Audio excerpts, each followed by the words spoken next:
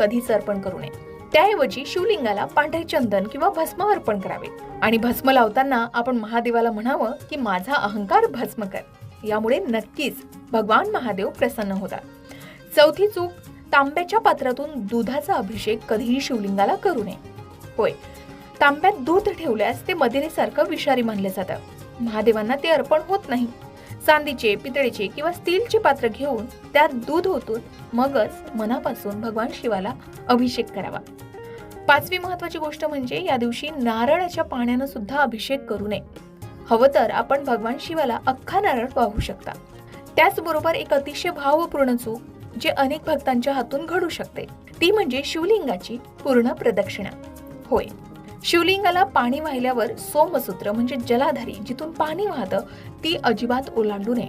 फक्त अर्धी प्रदक्षिणा करून उजवीकडे वळून परत यावं, कारण शिव हे अनंत आहे. पूर्ण प्रदक्षिणा केल्यास पूजा अपूर्ण राहते असं सांगितलं जातं. आता सर्वात महत्वाची गोष्ट, अपूर्ण मनाने पूजा करणं.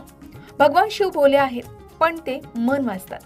मनात द्वेष, क्रोध, मत्सर हे सर्व ठेवून पूजा केली तर ती नक्कीच महादेवांपर्यंत पोहोचत नाही. म्हणून शुद्ध, सात्विक, प्रेमळ मनाने फक्त ओम नमः शिवाय या पंचाक्षरी शिवमंत्राचा जप करत आपण महादेवांना प्रसन्न करू शकतो. आता व्हिडिओच्या शेवटी एक खास टीप जी तुमची भक्ती दुप्पट करेल. महाशिवरात्रीच्या रात्री रात्रभर जागरण करा. 4 प्रहरात पूजा करा आणि या 4 प्रहरात 4 मंत्र म्हणा. पहिल्या प्रहरात ओम नमः शिवाय या पंचाक्षरी मंत्राचा जप करा. दुसऱ्या प्रहरात ओम शंकराय नमः या मंत्राचा जप करा. तिसऱ्या प्रहरात ओम सांब सदाशिव या मंत्राचा जप करा आणि चौथ्या प्रहरात ओम महेश्वराय नमः या मंत्राचा जप करा. हे जप करताना डोळ्यात अश्रू येऊ द्या, हृदयात प्रेम साठू द्या आणि महादेवांना सांगा की हे भोलेनाथा, मी तुझाच आहे आणि तू माझा आहेस. तर मंडळी, या चुका टाळा. शुद्ध भक्तीने महादेवाची पूजा करा. भोलेनाथ तुम्हाला सुख, शांती आणि मोक्ष नक्कीच प्रदान करतील. तुमच्या हातून यापैकी कोणत्या चुका घडल्यात का आणि त्याचे काही तुम्हाला परिणाम जाणवलेत का? कमेंट करून नक्की शेअर करा. कमेंट मध्ये हर हर महादेव लिहायला विसरू नका.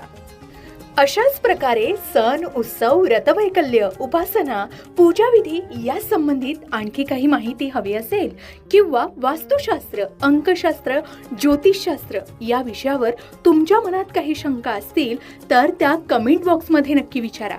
तसेच तुम्हाला आणखी कोणत्या विषयांवरचे व्हिडिओ ऐकायला आवडतील हेही आम्हाला कमेंट करून जरूर कळवा. या सर्व विषयांवर योग्य आणि संपूर्ण मार्गदर्शन तुमच्यापर्यंत पोहोचवण्याचा आमचा हा प्रयत्न नेहमीच राहील. म्हणून कमेंट करायला विसरू नका.